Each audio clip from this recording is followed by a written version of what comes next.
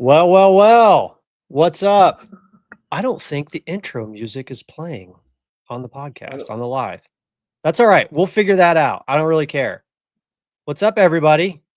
Episode 7. Holy This is crap. crazy. We were only supposed to do like one of these a week. One a week. One of these a week. There we go. We were only supposed to do one of these a week. And we started this 2 weeks ago, right? 2 weeks ago yesterday, I think. Is that what it was? And Yep. this is like episode 7. And because we still don't have any time in our day to actually make this like a presentable, like professional podcast, I can't even get a stinking decent intro buffer video or a song. So if there's anybody out there who wants to help us make this thing look professional and wants to do it for free, let me know, because I can use some help. Like I had somebody from TikTok reach out to me, and thank God she's incredible. You guys probably know her. I think it's Just Jen RX. She does some incredible stuff over on TikTok. She reached out and she's like, "Hey, I can probably show you guys how to get your stream running to multiple platforms." So she was willing to hop on a phone call with me today and showed me how to set this up so that we can stream on multiple platforms. But of course, we didn't have time to actually make it happen. So I think we're getting there, folks. I think we are actually figuring this whole podcasting thing out. Can you guys do me a favor in the comments? Can you let me know if you can hear me? I think so. I think we're coming through loud and clear. I just want to make sure. Did SK just go off camera? She can't go off camera. Sorry, I was needed, so It's all good. Wanted to make sure nobody was going to be on camera. For those of you guys who don't know us, we are the Patriot Source Podcast. If you have not yet subscribed to the YouTube channel, please do. This thing is growing like absolute wildfire. So it's barely been 2 weeks. We're on episode 7, over 3,000 subscribers on our YouTube channel. Our last video, I think, is at almost 7,000 views. And I know for those of us who come from TikTok, that's nothing, but that's massive in this space. Absolutely massive. SK, you gave me a stat not too long ago. I think you said something like less than 0.5%. What was that stat in terms of subscribers and YouTube channels? Oh, 1,000 subscribers on YouTube. It was less than 1% of YouTube accounts have 1,000 followers. That's because we are breaking like actual news here. For those of you guys don't know, we have Patriot Dad, we got Nom de Plume, and then we also have the world famous, and she is famous now, SK. She's famous. Like her name is everywhere. Absolutely everywhere. Take a bow. Stop. Take a bow. You guys stop. She hates it. But I do. We've got a hot one for you tonight. And I'm going to be honest with you folks. I'm probably going to sit back and drive the bus because Nam and SK have been on fire all day today, pulling information. Because you see, what's happening over on X and other platforms, as you guys know, this group, along with a bunch of incredible investigators over on social media platforms, uncovered what we believe is not just a trans Tifa, trans ideology, terror cell operating out of one city, but I think we were also able to connect it to another organization down in Texas with the organization that assaulted an ICE facility down there. But then SK and her incredible research found more. You're going to say something, SK? Jump in. I was going to say, and right now I'm working on the actual receipts for the Salt Lake City No Kings protest shooting. I almost said pew-pewing. Why is it that all of these people seem to be so closely connected? Because they are. Because they're all funded by the same people. We got to understand these are just one big, huge amalgamation of radical Marxists. And they're all funded from the same source. A couple of sources, but yeah. Some of it is the State Department, guys. Well, when we get into what I think is going on with one of these NGOs, it might make a little bit more sense about why we're talking about NGOs called Utah Global Diplomacy, and another one that we'll mention here in just a little bit, and the pipeline that they are creating with this exchange program that they've built. But we'll get It's an into it. exchange program. Incredible. We're going to call it a color revolution exchange program. At least that's what I'm going to call it, and we'll get into That's it. exactly what it is. So Yep. we've got some new information, I think, to share. We're going to go in a slightly different direction than what most of the investigations that are happening on social media are going down, because we feel like that there's more here. There's a lot more here. But just to get everybody caught up, after the show that we put out on Monday night, and thank you to Data Republican and 0 Hour and so many other people over on X that are just doing incredible work. This thing absolutely blew wide open to the extent that it's made it all the way up to the FBI. So after I did a couple of videos on social media about this, I had people constantly saying, I hope you're giving that information to the FBI. Folks, you don't have to take this stuff directly to the FBI, because the FBI is watching us. They are paying attention to what groups of people who are investigating this are talking about, because they Yeah, care.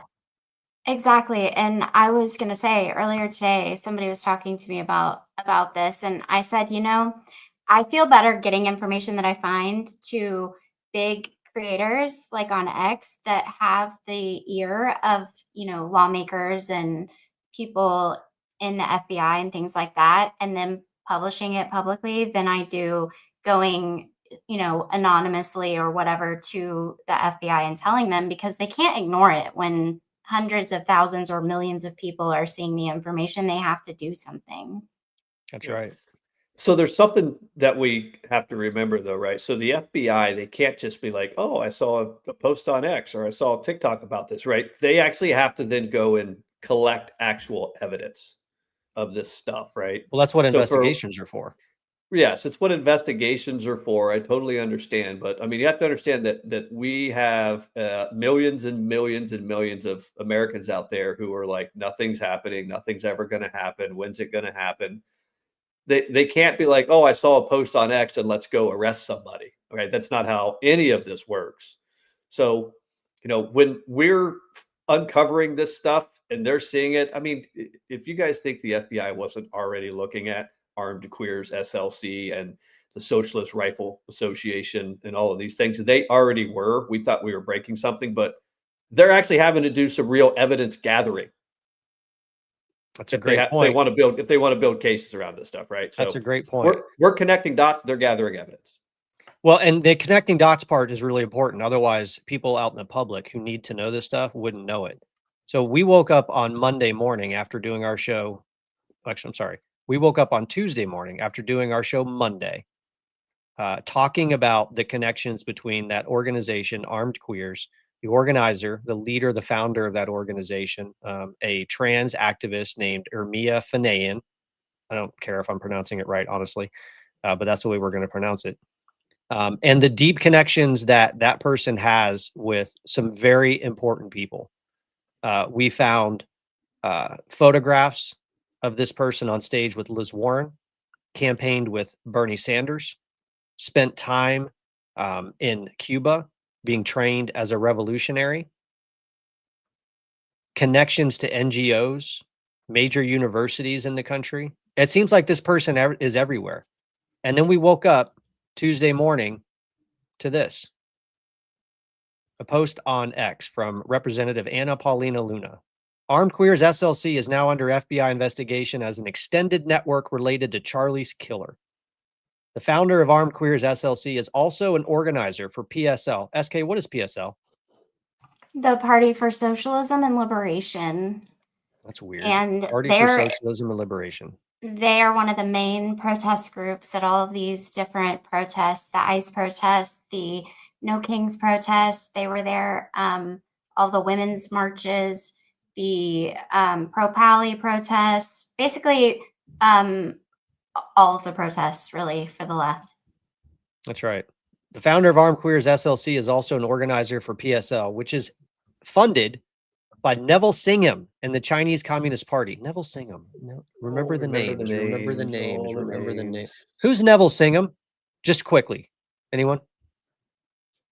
He is married to Jodie Evans, one of the founders of Code Pink, and he also started a foundation, a fund, and he funds lots of organizations. Code Pink. They're tied to PSL in multiple ways, but also Answer Coalition. Trying to think. Wasn't he pretty heavily involved in funding the No Kings or No Kings protest, and then the Tesla? Was he involved in the Tesla takedown funding also? Yeah, yes, but not as heavily as Indivisible, but also there were some fringe activist environmental groups, and it was Arabella Advisors that was the main funder of those, which is Indivisible's under that umbrella too. Arabella Advisors. And Hillary Clinton. Of course. Onward, forward. Yeah. So here's what we want to talk about today, because I think this is the thing that people are missing. I want to play a video that Nam put out earlier today about this topic. But the question that Representative Paulina Luna asks is the thing that we're going to focus on today. Why did Armed Queers SLC delete their Instagram after Charlie was murdered? Why is Neville Singham affiliated with radical extremist groups that may have ties to Charlie Kirk's assassin? So this is what we woke up to on Tuesday after the live that we did Monday night and all the incredible work that so many other people are out there doing as well. And I just want to say this real quick, folks. This is not about credit for anybody. It's particularly on this show, on this podcast. We don't care, because the only thing we care about is saving this country. That's it. Nothing else. We're not going to get into these games of who found what, who did what. We're not playing that. We're here to save our country. That's it. We're going to do our part, and we hope other people do their part as well. And I hope folks can get on board with that. Nam, you want to take this over for a second while I load up the video of you talking? Yeah. So, wait, what was the question?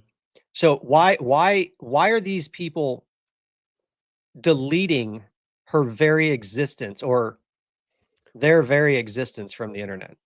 Right. Well, so what we saw happen with the Armed Queers of SLC Instagram account was deleted on September 12th, early September 12th, just completely deleted. That thing they scrubbed it themselves, right? But when SK started like really digging into this, she came across the Utah Global Diplomacy NGO that had awarded Ermiya Fanaeian that 7 for 17 award. And then as she did, she starts going back through and trying to understand the financing. It is an NGO. They are State Department funded. And she starts to, walk down the path of trying to figure out who all these connected organizations are. And seemingly almost everywhere she went, she would find a Google search or Google result for a mention of this trans activist, and then the page would be gone. I mean, almost everywhere. So on September 14th, she starts looking into the Utah Global Diplomacy NGO, and this Ermiya Fanaeian's profile that they had done on her for the 7 for 17, that entire page is gone. So she asked me, and I go back to the Wayback Machine and start digging through the archives, and you can see the last time that a website or a web page itself is archived. And I believe, if I'm not mistaken, it was September, sometime after September. So September 12th of 2025 is the last time that page was archived that you could find it. So sometime between there and I believe it was Monday afternoon, that page goes away, which is really interesting. And then I believe on September 15th, following Data Republican's thread that she started, SK continues to go down this path. And not only is the Utah Global Diplomacy's profile page and Ermiya Fanaeian gone, now the entire website is password protected now. You can't even get to it. But you can see when that happens, and it happens on September 15th. All right, so let's do this. I got your video queued up. I want to kick us off with this, and then we're going to jump in and really start kind of breaking this apart so people can see the experience that SK and Nam had as they were trying to connect dots. It's hard to connect dots when people are shutting down every one of those dots along the way. But they're erasing the dots. They're erasing the dots. But you know what? The fact that they're erasing them is, in fact, the biggest dot of all. All right, so let's cue this up. Let's get this going here. This is Nam doing what he does best on TikTok. People really don't want us talking about who Ermiya Fanaeian is. If you remember correctly, this is the individual that was one of the founders, organizers, and trainers or educators of the Armed Queers of Salt Lake City, which, according to Representative Paulina Luna, is now currently under FBI investigation as an extended network related to Charlie Kirk's killer. And for some reason, everywhere you look at where Ermiya Fanaeian used to be, it's being scrubbed actively. They do not want anyone to know who has been involved and related with Ermiya Fanaeian. If you remember correctly from our podcast last night, we showed you the Utah Global Diplomacy NGO, which is funded by the State Department and a whole slew of other of the normal people. They scrubbed her bio, and the award that they gave her, a 7 for 17 award, from their webpage yesterday. And now we're seeing the University of Utah is scrubbing any mention of Ermiya Fanaeian as a research assistant at the University of Utah and as a student from their webpage as early as 6:05 this morning. So here's a bit of a CV for Ermiya Fanaeian. And as of, I don't know, just the other day, January 2022 to present, 3 years, 9 months, he was a research assistant at the University of Utah. Before we show you the scrub in real time from the Wayback Machine, oh yeah, Ermiya Fanaeian, also good friends with Liz Warren. Yep, and a few others. He actually campaigned with Bernie Sanders as well. So what's really interesting is when you try to go to the University of Utah webpage that shows up in Google searches for Ermiya Fanaeian at University of Utah, you now get this 404 error, which means the page does not exist or it's unavailable. So here's a screen recording I took about 20-30 minutes ago, trying to find when the last time that webpage at Utah University was last archived. And you can see it's September 16th, 06:05:02 a.m. This morning was the last time it was there. And when it was archived, this is what that page looked like. Ermiya Fanaeian, Humans of the U, an entire bio of who this person was, which is really fascinating because when you go to it now, that web page is not there. Let me go plug that URL that I grabbed from the Wayback Machine or that I used. And let's just plug that straight into a browser. And what do we get? We get the same 404 error. Why is this person being scrubbed from the internet? Why is every organization in Utah that has any affiliation with Ermiya Fanaeian scrubbing them as quickly as they can? Is Liz Warren and Bernie Sanders going to scrub any acknowledgement they have of this person? Who is this person? And why are they hiding her? Him. That's a great question. Anybody want to pick that up? You should add that I did find the Instagram when I was searching because I couldn't get through to find out what the award was given for by the Utah Global Diplomacy. And that's when I found a post. They did not scrub the Instagram immediately. So I was able to find the Instagram and I screenshotted the Instagram post from Utah Global Diplomacy where it says that she was given this award. I don't know, was given this award. Actually, we do know. We do know. We do know, but I get it mixed up. We do know.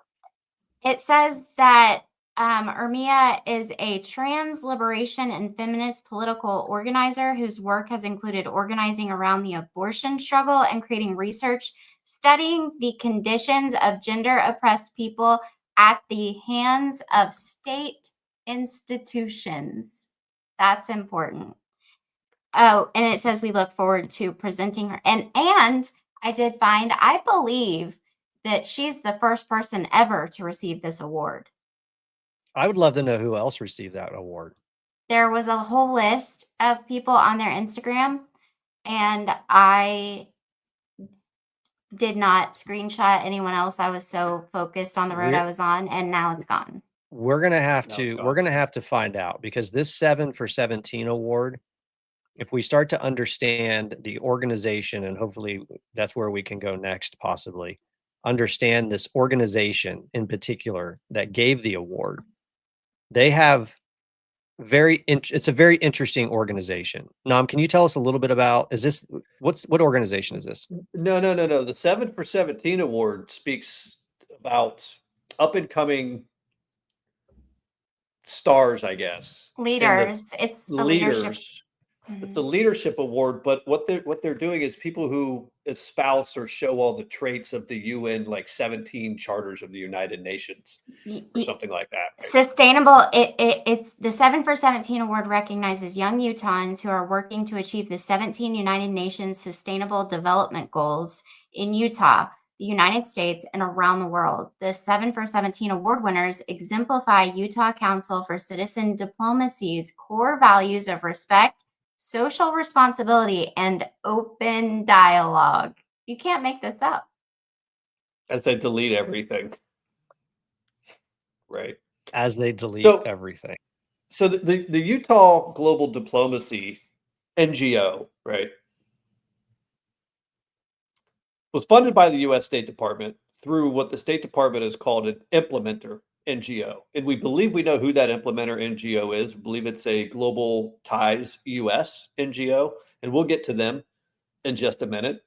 But from what I can gather from this Utah Global Diplomacy and the Global Ties US NGO is this is basically creating a pipeline for like foreign exchange, not students, but radicals, diplomacy leaders, but really it's all just Marxism.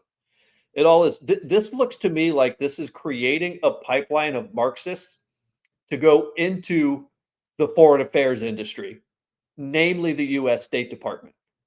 When they start, they're literally creating people and Marxists to go into the State Department to move forward with U.S. foreign diplomacy. Is what I can gather from this group. You can't understand anything what they say. They type and say a lot of words that don't mean anything. That's what I've gathered so far. So it sounds to me like we have taxpayer dollars funneling into NGOs who are running for lack of a better term, a foreign exchange process to bring young Marxists into the country. And now we have at least one of those who are actively engaged in what I think we have made a very strong case, not just over this week, but in the very recent past, that these people are coming in, are engaging in a color revolution, if not a on the ground revolution. Yeah. Based on the ties that Ermiya has with that organization down in Texas that led basically an insurrection against a federal facility. And the John Brown Rifle Club, right? The John Brown Rifle Club. John Brown Rifle Club. Yeah. That's right. Okay. And this isn't the first rifle club or firearm group that he has been involved in. It started with the March for Our Lives with David Hogg, and was fighting to, restrict firearms. And then very shortly after that, he reopened the Pink Pistols chapter in Salt Lake City that had been closed for a while. And then in 2021, 2022, 2020, 2021, somewhere in there, they took the charter away from the Salt Lake City group because they said that he was being too political and politicizing this group that wasn't meant to be political. And I mean, he is nothing but political. I don't know how he had time to sleep with the number of organizations he was involved in politically. And then it went to he changed the name, kept the club, they took the charter, and he changed the name to Armed Queers. So and that's why the Pink Pistols had to put out the statement that they put out, because they were like, we're not associated with that person at all. They were being too political. That's not what this is about, blah, blah, blah, and distancing themselves. But at least they came out and said something and didn't start scrubbing the internet. That's what's fishy to me. Well, that's a fantastic point. I want to move this ball forward a little bit. Okay. So I think the next place I want to go, Nam, you sent this out, I think this morning, and I want to touch on this. So the Blaze Media put out a headline today that I think just continues to amplify the impact that actual journalists, investigators, the new media. Remember, I say this all the time. We're the media now, not the legacy media. They have no impact at all anymore. They are entirely irrelevant. They are stenographers for the ruling oligarchs. the global elitist. We're the media now, not just us three, but there's a ton of people out on social media that are doing this work. So after we saw the Anna Paulina Luna post, then suddenly the Blaze puts out this headline. Nam, you want to talk us through this real quick? This headline: State Department cuts ties with Armed Queers affiliated NGO. Yeah, I mean, there's not a ton here. It's just somebody at the State Department got wind of this, and I don't know if it's coming through the reporting that new media is doing, or, and I have my suspicions that the FBI, as part of their investigation, already has all of this, and that's where this is coming from. And we can get into some of the people's concerns about the text message between the shooter and his trans boyfriend. I think that they are already well down the paths on these things. So State Department comes out today and they announced that they're cutting ties with Armed Queers affiliated NGO. Now, one of the things that we have not found yet is a connection between the Utah Global Diplomacy NGO and Armed Queers, except for Ermiya Fanaeian. That is the only connection. Now, That seems like a pretty big connection. But what we have also not found, and it may just not be publicly available, is that Charlie Kirk's assassin and his trans boyfriend was connected to the Armed Queers. I don't know that that information exists anywhere. So the question that I have about this entire thing, we're talking about an assassination of Charlie Kirk. We know who did it. We know that they have a trans boyfriend. So this whole trans ideology, trans Tifa, the messaging that's engraved on all of the ammunition, on the cartridges and all of that stuff sends a message, but nothing says that it's related to Armed Queers SLC. Why is everybody distancing themselves immediately from Ermiya Fanaeian and Armed Queers SLC when no one has ever stated anywhere that Armed Queers SLC is related to this assassination? Who knows something that we don't? Well, hold on a second. Who said it? Who said it? Hold on a second. So the connection is the fact that immediately after Charlie Kirk was assassinated, Armed Queers deleted their social media presence. I understand that. I do understand that. What I'm saying that was the first clue. That's the only connection that I've seen. I haven't seen any other piece of information that says that either shooter, Tyler Robinson, or Lance Twiggs was involved or related with Armed Queers SLC. So the question I'm asking is, why did they automatically run out and delete their Instagram? Fear. Okay.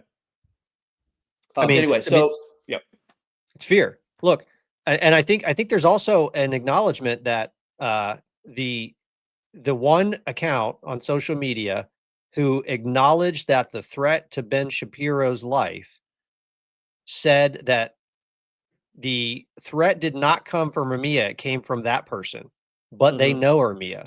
So this is somebody who apparently had foreknowledge, if I understand it correctly, had foreknowledge of the event and was celebrating it either before and after he was assassinated.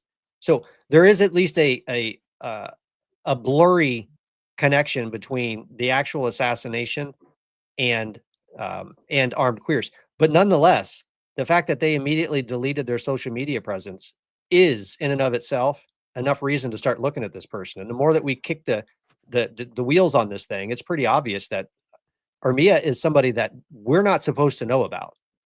I agree. And that was my entire point. But the entire point to what I was at, the overarching question that I have was, it's very simple. They have to be connected, and I'm pretty sure the FBI knows it, but I don't think we're supposed to know it yet. For the State Department to come out with next to no publicly available knowledge that Armed Queers SLC was involved in this, and then make the leap to Ermiya Fanaeian and automatically go directly to that NGO within a matter of like 8 hours is pretty shocking. So it's all speculation here, obviously, but I think that the FBI is already very far down this path, a lot further than we are, in my opinion. That's okay. I see you over there smiling. What are you smiling about? Just smiling. We'll find out. Yeah, we will find out. So anyway, so back to State Department says that they're going to cut funding so the NGO that they're referring to here is the Utah Global Diplomacy NGO, the one that we told you had. Is that the impact? Is that the impact image you gave me? Should I pull that up? The one. You can if you want. Okay. Because no, that's not it. That's the next step that SK found, and maybe I'll let her talk about who the Global Ties US is. It's the implementer NGO for all of these. Do you have a lot of detail on these guys, SK? Or do you want me to keep going? I mean, you can keep going. I mean, because as I was finding things, I was sending them to you guys, and I know you were helping me because you were pulling up the archived, websites because I'm technologically illiterate. So, when I find these things, I'm like, hey, help me. So I know, everything I know as far as that goes. So you can keep going if you want. I just have the website with the list of NGOs that it's Global Ties US is like over the money flows through them to a lot of the other organizations, but then it also comes in from the sides. I'm trying to get all of the grants together now and I found them. Even Google scrubbed their, like, when you do a Google search, it comes up with the like AI overview at the top. When I Googled Utah global diplomacy funding, the AI overview said it's funded mostly by the State Department, and it listed a few other organizations. And I had remembered seeing a post from Data Republican with a bunch of groups in Utah that had similar names to this, and I was like, this is wild. So I looked up the Global Ties US, and I found a grant from 2024, and it was closed in 2025 that was for the leadership program, exchange program, where they got a grant for like 230 or 260 something $1,000 to bring over digital creators from Afghanistan and Pakistan. And I was like, this is strange. So this organization right here that we're showing on the screen, and I'm going to read through this for those folks who are watching on a handheld or something on a device and you can't see it, so you understand. But did I hear you, SK? Did I hear you just say that they were bringing over content creators? It said digital creators. Why on earth would you need to bring digital creators from foreign countries, adversarial foreign countries in a lot of instances, into the United States? What would the hell would be the purpose of that? Diplomacy. Yeah. You mean color revolution? Exactly. Sure. It's the exact same thing they do across the globe. And as a matter of fact, this money goes all over the globe. And I didn't put it in the Dropbox, but there's a report that was done tonight by a guy I've been talking to from Newsmax. I think I can't remember exactly what his name is. I would have to look it up. My brain is still all over the place. But he put out a report on George Soros's funding to some of these type of organizations on the left that are doing these things. And they even go to those universities I've been mentioning since the springtime. I mean, they're in all of this. It's the exact same thing they do overseas, but they're doing it here. This is crazy. Yeah. All right. I want to read through this so people have a better understanding of who Global Ties US is. Global Ties US is the national leader for connecting people and communities in the United States with global leaders through international exchange programs. Since 1961, in partnership with the U.S. Department of State, we have led and supported the Global Ties Network, comprising more than 80 community-based organizations that implement the flagship International Visitor Leadership Program and other exchange and public diplomacy programs with corporate, philanthropic, and U.S. government partners. Our work advances U.S. strategic priorities abroad and boosts prosperity at home by harnessing the diplomatic potential of the United States' greatest asset, our people. This is a bunch of gobbledygook. This is a bunch of gobbledygook crap that is designed to extract billions of dollars from U.S. taxpayers. By the way, that's me talking. That's not their impact statement, just so you know. This is my interpretation of what they mean when they say things like harnessing America's greatest asset, our people. Our theory of change is that by supporting the effective implementation of international exchange programs, we create favorable conditions to build relationships, mutual understanding, and professional networks between global leaders and their U.S. counterparts. This leads to a stronger, deeper alliance that the United States need for peace and security, and to stronger communities with greater civic engagement and better developed workforces here at home. The following resources highlight the positive impact the Global Ties US or other nationwide network for US, blah, blah, blah. I don't need to read that. Bottom line, folks, you just read a grant proposal for US taxpayers to fund foreign exchange color revolutionaries to come into the country and drive propaganda and drive radicalism in places like Salt Lake City, Utah. Well, this is what the entire foreign policy establishment, as Mike Benz will tell you, has been going on for 40 years, right? That's all. This is just, but this one is actually pointed inwards at us.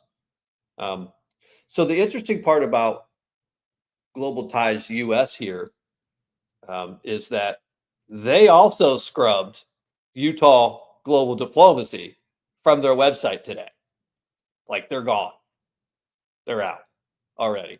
In fact, I had to go back in the Wayback Machine and find out the last time that site was archived, and it's actually all the way back in August 2nd was the last time it's archived. So I don't know exactly when they were scrubbed, but it coincided almost, at least from what I can tell, pretty closely to when everybody else was scrubbing Ermiya, and Utah Global Diplomacy is password protecting their entire website. So what has ultimately happened here is the soft power diplomacy, foreign policy, USAID, that whole contraption that we've been talking about for the better part of a year may have actually led and connected all the way through to the assassination of Charlie Kirk. Unbelievable. Absolutely unbelievable. All right. Hey, Nam, what is this? This is one of the things that you threw in the Dropbox. It looks to me like it's a password entry field. What is this? Yeah, that's what the landing page on UtahGlobalDiplomacy.org looks like right now. 2 days ago, that password that wasn't there. That username password was not there. And it's only on certain pages. Other pages are completely deleted, but on certain other pages, because I wanted to go back and get the entire list of the board, because when I looked at the board list, one name jumped out at me, and that's where I went. And when I went back to look at the board again to take screenshots and write names down, it was gone. But no, it's the entire website now. The entire website is behind that password username. Right, but I had the link. I had the link saved to the board, and when I went back to that exact link, just that page was gone. It didn't pop up with password protected until a little bit later. But the Global Ties, I think I put them in the Dropbox if they uploaded. They scrubbed their site completely of Utah altogether. Utah doesn't exist, and it's in all 50 states. There's multiple organizations under Global Ties US. How do you scrub a whole state? It goes you mean like that? Texas. Yeah. You mean like that? Yep. And on that website, when you scroll down, it lists the states in alphabetical order and then lists the organizations within the state that are tied to the Global Ties US. And it goes from Texas to Vermont. Utah's completely gone, but Nam found the archived version that shows the list of Utah organizations. Yep. So they basically just removed the entire state. What? Like the state. They just kicked the whole state out. You're not allowed. You're not even allowed to look at Utah, according to these people anymore. You can't even look at it. Because what happens? They grayed it out. Look right there. They grayed it out. It's gray, or it's like a different color orange. I know, because all those brighter color ones are actually interactive. You can click on them and you can go to the state and you can see all the NGOs and organizations that they work with, except for Utah, Tennessee, West Virginia. It looks like Delaware. I don't know what that little teeny tiny thing there. Is that Rhode Island up there? I just made it worse for you, didn't I? Yeah. No, I get confused on what these states are over here. No one knows. No one far really left cares coast. those weird. I'm just absolutely flabbergasted that they literally erased an entire state to cover up one person. A radical, Iranian-born radical trans activist is so important to somebody that they wiped out a whole state. Now, how radical are these people? Because didn't they just recently go to Cuba and get some Marxist training? Don't you have? They did. Would you like me to show that to you? I would like to see that, because Ermiya Fanaeian. I mean, this is like one of the. By the way, do you think she's? Where do you think she's at? Right? Where do you think he's at right now? Do you think it's possible he's in Cuba? I don't know. We've been talking about this person for like 5 days now, and not one peep has been made by anybody that knows him, used to know him, family documentary member. that we had Who is this person? I don't know. I Well- found the sister's Facebook page. Oh, So I got SK, the pictures. folks, I put them in the I just wanna- Dropbox. folks, sorry, SK. Folks, I just want you to understand how incredible of a researcher this Patriot is. I'm at work today, typing away, doing my thing, and my phone is blowing up with like photos of this transgender activist as a child, like with their family, as a kid.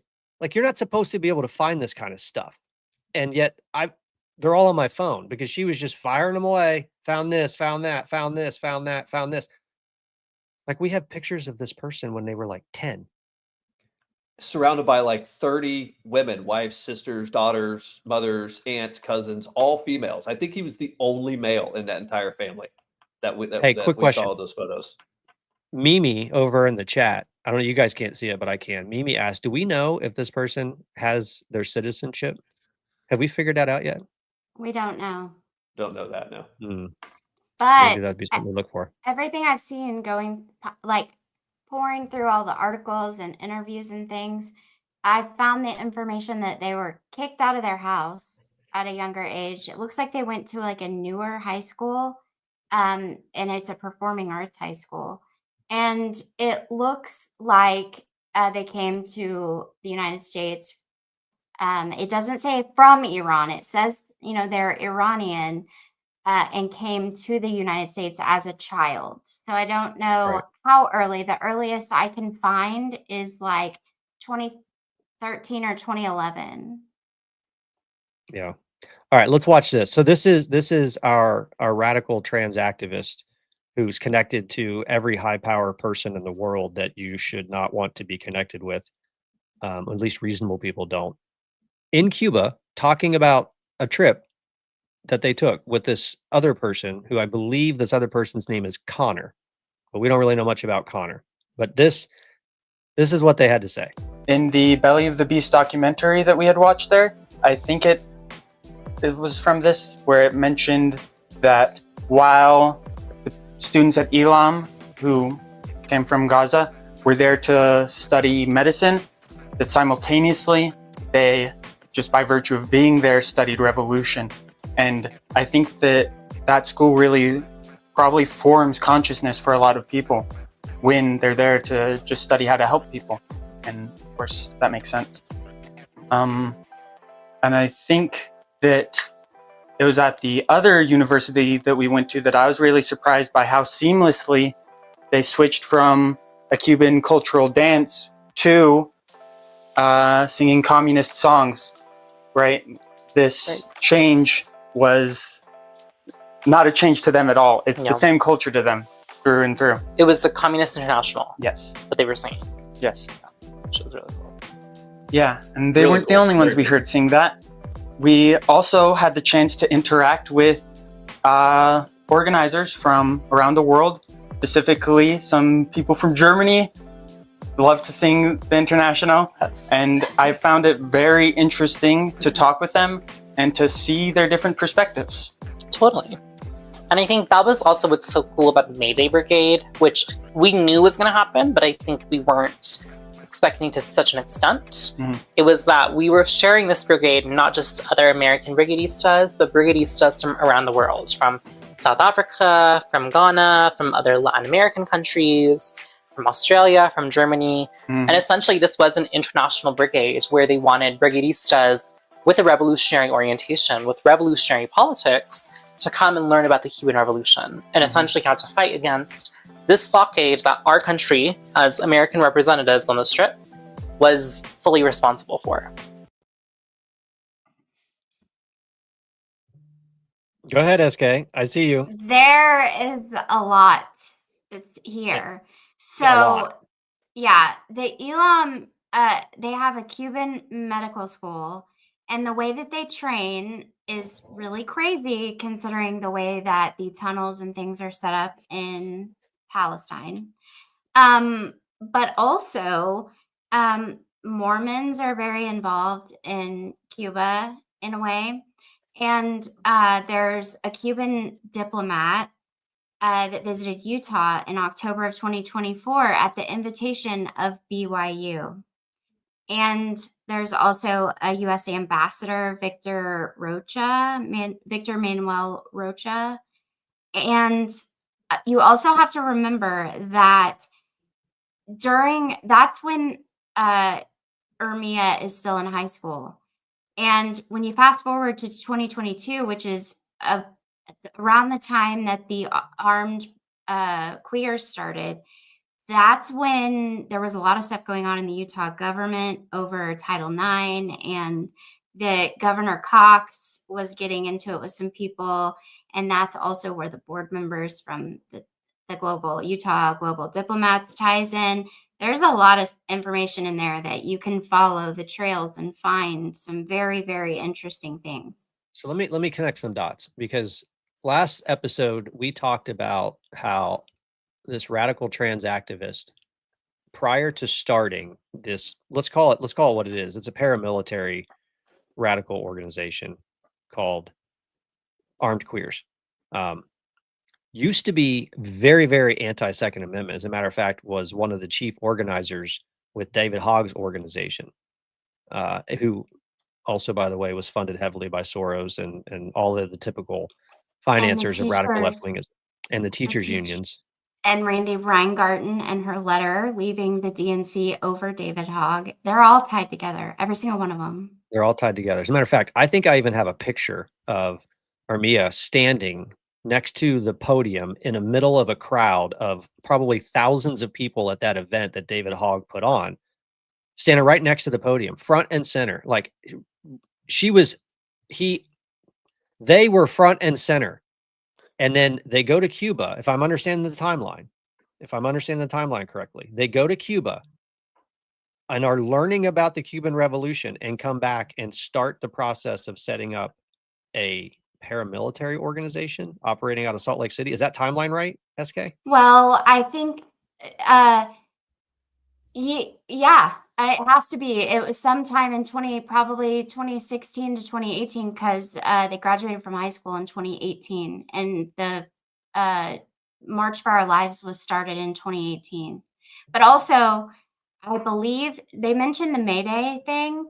They did a huge Mayday protest this year for Palestine. If you guys remember, May 1st is Mayday. Mhm. And the Armed Queers did security, I believe. Don't put that down in concrete, but I'm pretty sure that the Armed Queers did security for the Mayday protest this year.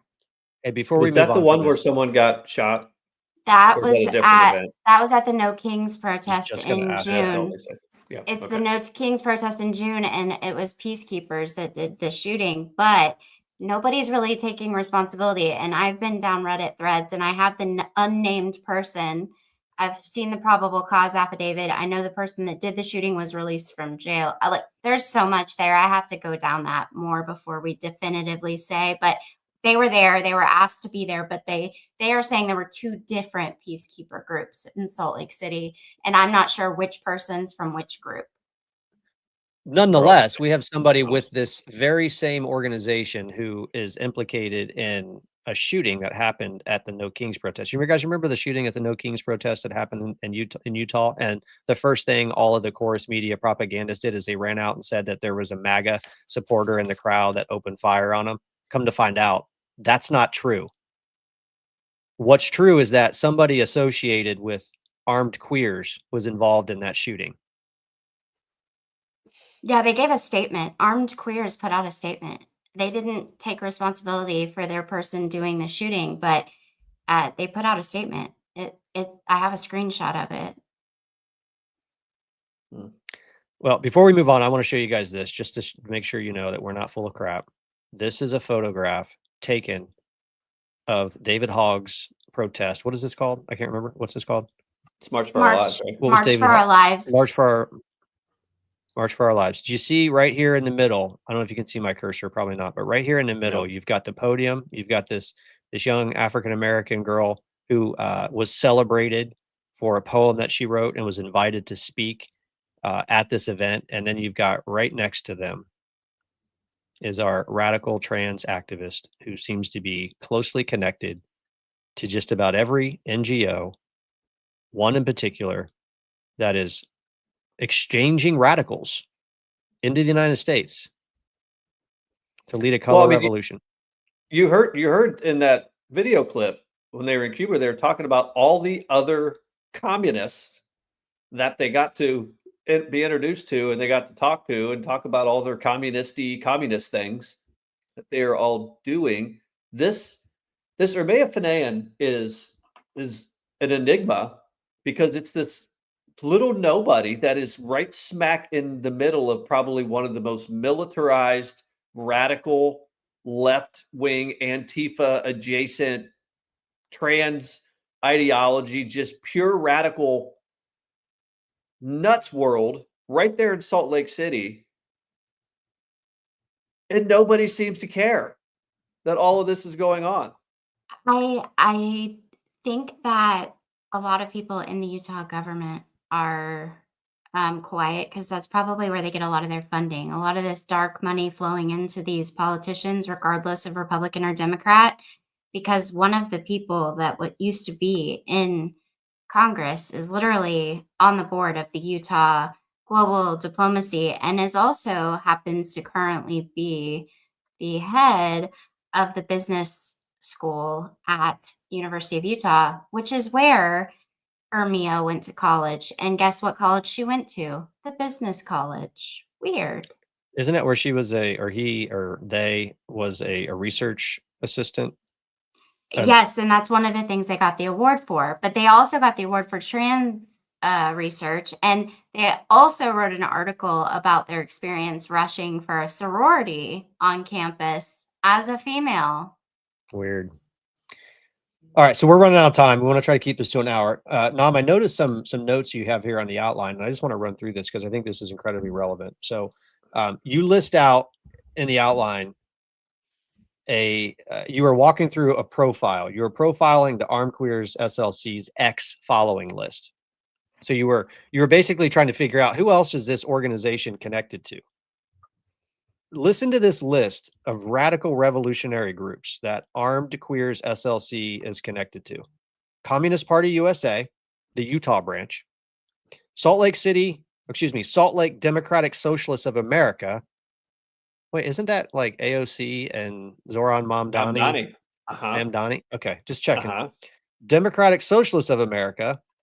Oh, that's the bigger one. That's not that's the one that AOC and Mamdani are tied to. Communist billionaire Neville Singham, which we talked about. Socialist Rifle Association, Socialist Rifle Association New York City, Socialist Rifle Association LA, PSL, the ACLU. Well, the ACLU has their hands in all of this. All of this. Yeah, awards from the ACLU. But also, fun fact, the PSL, the person that shot the 2 Israeli embassy people, Elias Rodriguez, was a member of PSL as well. Of course they were. All right. So let's do this.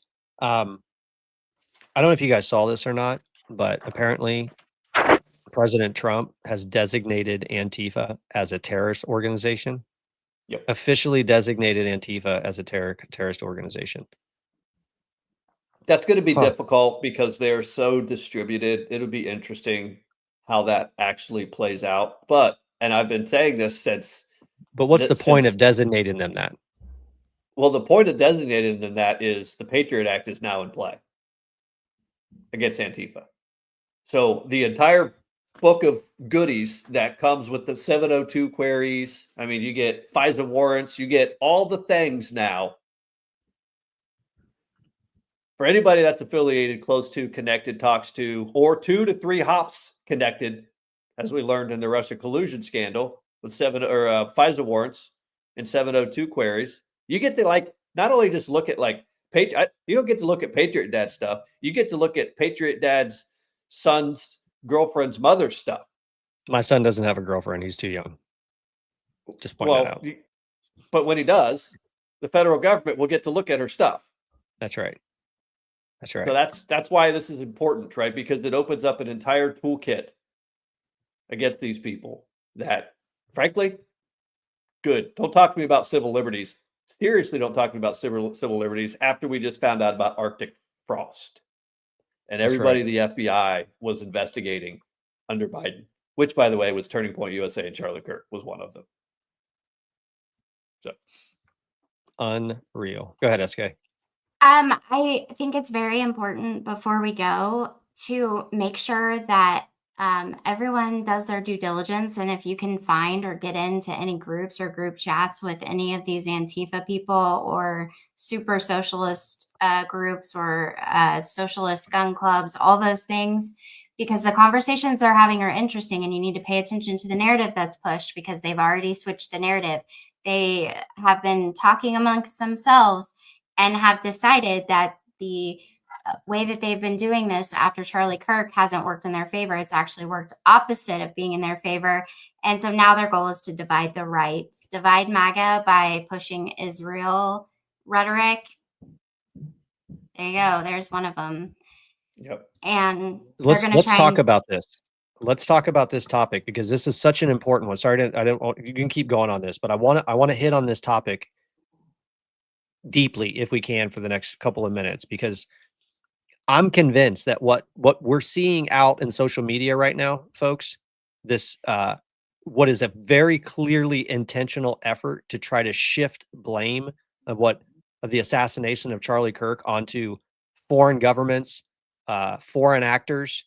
I mean, obviously, some of these people are foreign actors, but I'll just call it out. The attempt to try to blame this on Israel seems to me, after what we're going to show you right now, that it's by design. It's by design. And maybe that's why President Trump and other people came out almost immediately. And what did they say? They said, basically, be careful what you're seeing online because you're hearing a bunch of lies from people. Intentional propaganda being pushed by bot accounts and troll accounts saying the same thing. So SK sent this over to us earlier today, and I think this is a full post from I think this is a Reddit account, right? Actually, let me do it this way. It comes from a Reddit account, and I'll show you the account, and then I want to pull up the two topics that you highlighted in here and let you kind of walk through those. But first, let me pull up the Reddit account so that we can see it. I think it's this one. Yep, here it is. So this Reddit account. So this is the Corvallis Antifa organization. And the headline is Get Comfortable with Uncomfortable Conversations. Okay. So now I want to take a second, SK, and have you walk us through this. I think that this is probably the first part that we want to look at, which is this one. Yeah. This one, there's two separate Reddit accounts. One of them's an anti-fascist of Reddit, and they've scrubbed that Reddit thread or Reddit account. And the Iron Front USA is the other one that I sent screenshots of. I found those both because they got scrubbed. I found those on X. But they're discussing amongst themselves their new tactic. They're pivoting because they feel like they've given too much sympathy, and people that are moderate in the Democrat Party are moving more to the right instead of going to the fascist anti-fascists. They call themselves when actually they're the fascists. But they're trying to shift the blame to Israel. And I do believe that there are foreign governments involved in all this through funding these organizations, but I don't think that Israel's one of them. And I could be wrong, but sure. I don't think Israel is one of them. Now let's go over here because I think this is the most important part. And somebody in the comments, Erin McMurray, who, by the way, we love you. Thank you for joining because she is engaged in all of our content across all of our platforms. So thank you.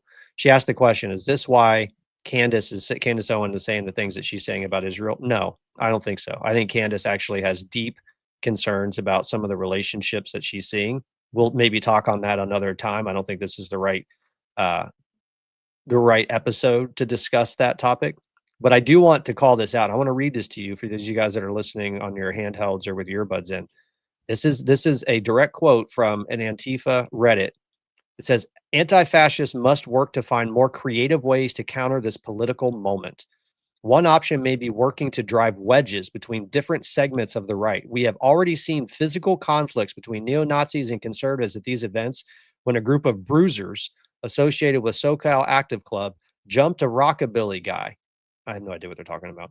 At an event in Huntington Beach. One possibly useful wedge issue in this context is Israel. Conspiracy theorists have already jumped to blame Kirk's assassination on Mossad, claiming the lifelong Zionist was on the verge of becoming J-pilled. Folks, they're talking about this in their, what they thought was their secluded, not private, but non-public conversations. But this is something that they are intentionally doing, and you can see it from the bot accounts and from the social media traffic. There is an intentional effort to drive this narrative. So just get used to it. I can't tell you the number of people I have sending me stuff all over the place. Did you see this about Israel? Did you see that about? I'm not talking about that topic right now because we know what happened in this instance. This is not some, I personally don't think that this is some crazy conspiracy theory here. I think, and I'm pretty confident based on what we've seen, we actually have a radical trans Tifa ideologue who decided to assassinate Charlie Kirk because he didn't like the things he was saying because of his boyfriend, who's connected to people that are connected to people that are connected to one of the most mysterious radical trans activists on the planet, who now is vanishing from the internet. That's the story, folks. That's what we should be paying attention to. Who is Ermiya Fanaeian, and why is she being erased from the internet? Why is this person who's been seen on stage with Liz Warren, campaigned with Bernie Sanders, worked at the University of Utah, received awards from NGOs, has been on video celebrating a visit to Cuba to become radicalized, started an organization in the United States after coming back from Cuba that is a paramilitary radical trans activist organization that has connections to a group of people that assaulted and engaged in an insurrection against a federal facility. This is what we should be talking about, not the distraction of some conspiracy theory of a Mossad agent involved in the crowd. They just told you why, because they're getting creative with ways to distract you. That's just my opinion. A humble but accurate one, if I may say. All right, last words before we put on the absolutely terrible end of show buffer music. Where's Ermiya Fanaeian? Where is he? Cuba? SK, I have a homework assignment for you. IRGC? I don't know. China? Could be anywhere. All right, I have a homework assignment for you, SK. I want to find out who were these other digital creators that were brought into the country under this foreign radical color revolutionary exchange program that U.S. taxpayers have been funding. I want to know who their names are. I think that's important. Well, I'll see if I can find them, but I don't know if it'll be possible. I found the grant from USA Spending, and it was issued, it started in September 2024 and ended in February of 2025. So was it to influence the election? I mean, that's just... Of course it was. I want to know who they are. I want to know who these other color revolutionaries that were foreignly exchanged into our country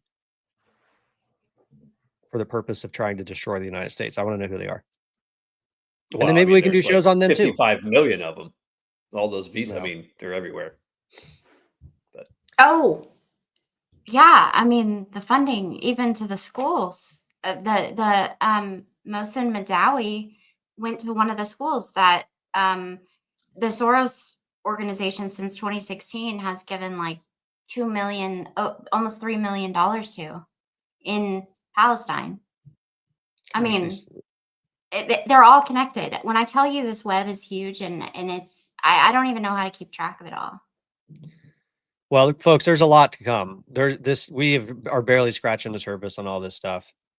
We're going to continue to go down these rabbit holes, and we'll continue to do these shows. Please, if you haven't subscribed to the YouTube channel, do it. click that little bell up there or whatever that thing is so that you get notified when we post something new. We're going to try to continue to go live. I think we have figured out how to broadcast across multiple platforms. So maybe next time we'll give that a shot and see if it works. I'll probably screw it up, but nonetheless. SK, thank you for all the work. Nam, incredible effort to take us through this. And all I had to do was just drive the bus today. So that was pretty cool. Can I say one more thing? I want to Yeah, remind and then everybody, it's the terrible buffer music. Yeah, I just wanted to remind everybody that we have a Discord server and there's a channel in there where you guys can put your research. If you guys find things that are related to anything we're talking about or that you think we should look into, you can go into the Discord server and put it into that channel. It's called like Patriot Finds or something like that. And it's public for everybody. That channel is accessible to everybody. And you can put in your browser skdd.lol, like laugh out loud, and it should route you to the Discord server. And then if you find information, put it in there. If you find a list of the people that were given that grant to come here, pop it in the Discord server. Heck yeah, we'll take it. Oh my gosh, I almost forgot this. I have a better idea. Instead of going straight to the terrible, unprofessional buffer music, let's do this. We were supposed to play Stephen Miller. I mean, what better way to close a show than with Stephen Miller?